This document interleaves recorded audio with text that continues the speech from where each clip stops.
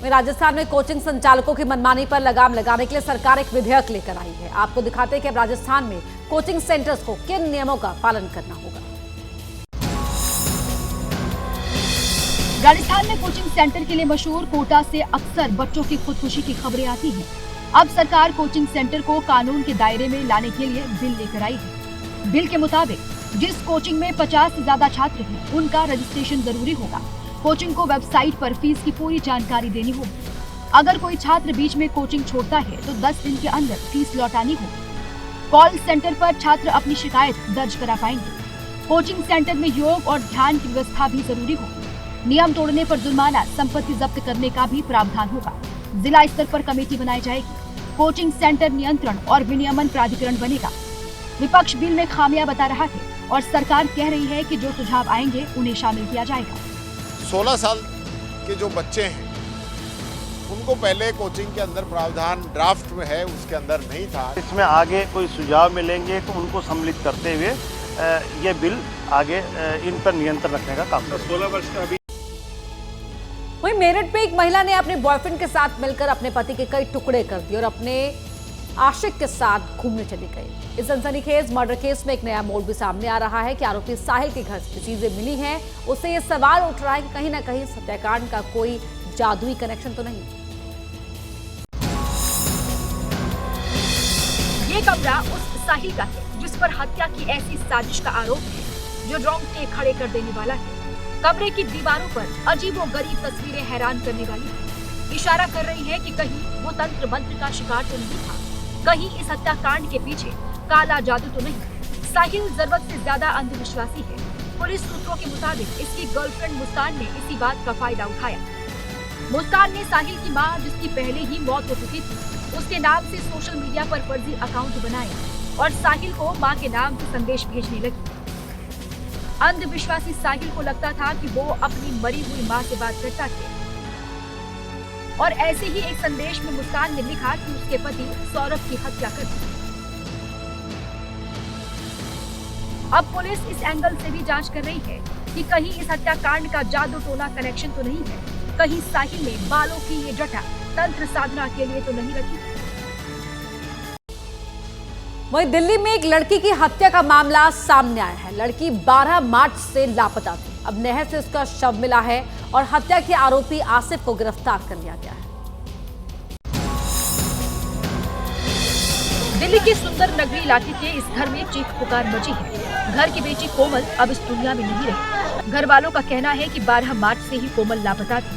8 दिन से पूरा परिवार परेशान था।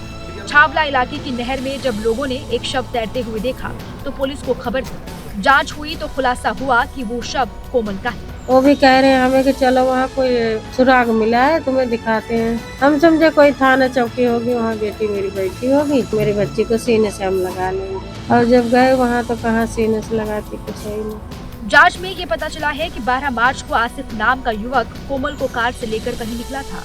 तभी से उसका कुछ भी पता नहीं चल पाया। टैक्सी चलाने वाले आसिफ से कोमल की जान पहचान थी। इन दोनों के बीच किसी बात को लेकर विवाद हुआ। आरोप है कि इसी के बाद आसिफ ने कोमल की हत्या कर शव नहर में फेंक दिया।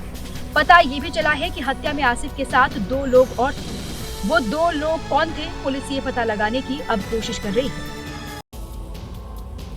कुछ दिन पहले राजस्थान के बूंदी में एक होटल में बिल को लेकर विवाद में एक युवक की हत्या कर दी गई। अब होटल के खिलाफ बुलडोजर वाली कार्रवाई की गई है। अवैध निर्माण को गिरा दिया गया है। राजस्थान के बूंदी में बुलडोजर एक होटल के अवैध निर्माण पर चल रहा है।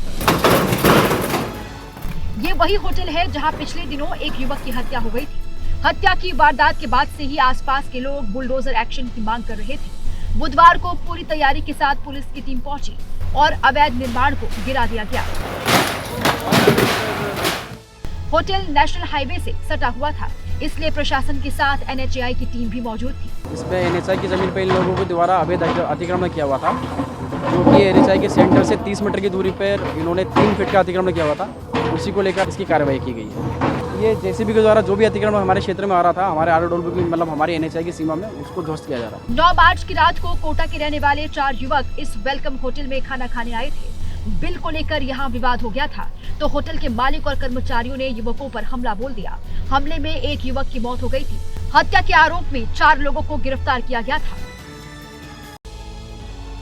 वहीं हिमाचल प्रदेश पावर कॉर्पोरेशन के चीफ इंजीनियर की संदिग्ध परिस्थितियों में मौत को लेकर कल पूरे दिन हंगामा रहा। सरकार ने अब एचपीपीसीएल के एमडी और डायरेक्टर इलेक्ट्रिकल को पद से हटा दिया है और जांच के आदेश दे दिए हैं। शिमला में ये हंगामा हिमाचल प्रदेश पावर कॉर्पोरेशन के चीफ इंजीनियर विमल नेगी की मौत को लेकर हो रहा है। लोगों का आरोप है कि एचपीपीसीएल के बड़े अधिकारी विमल नेगी पर लगातार गलत काम के लिए दबाव बनाते थे। 10 मार्च को विमल नेगी लापता हो गए थे। मंगलवार को उनका शव गोविंद सागर झील से बरामद किया गया है। हमने उसमें कहा कि फेयर इन्वेस्टिगेशन के लिए ये केस जो है बिल्कुल फिट है सीबीआई की इन्वेस्टिगेशन के लिए, और सीबीआई की इन्वेस्टिगेशन इस मामले में होनी चाहिए। विपक्ष के नेता जयराम ठाकुर ने भी विमल नेगी के परिवार से मुलाकात कर सीबीआई जांच की मांग की। विधानसभा में भी चीफ इंजीनियर की मौत का मुद्दा उठा। सीएम सुक्खू ने जांच के आदेश दिए। विरोध के बाद सरकार ने एचपीपीसीएल के एमडी हरिकेश मीणा और डायरेक्टर इलेक्ट्रिकल देशराज को पद से हटा दिया। सरकार इस मामले की जांच करवाएगी तथा एडिशनल चीफ सेक्रेटरी के स्तर के अधिकारी इसकी जांच करेंगे। इसके अतिरिक्त पुलिस नियमानुसार और कानून के मुताबिक कार्रवाई करेगी।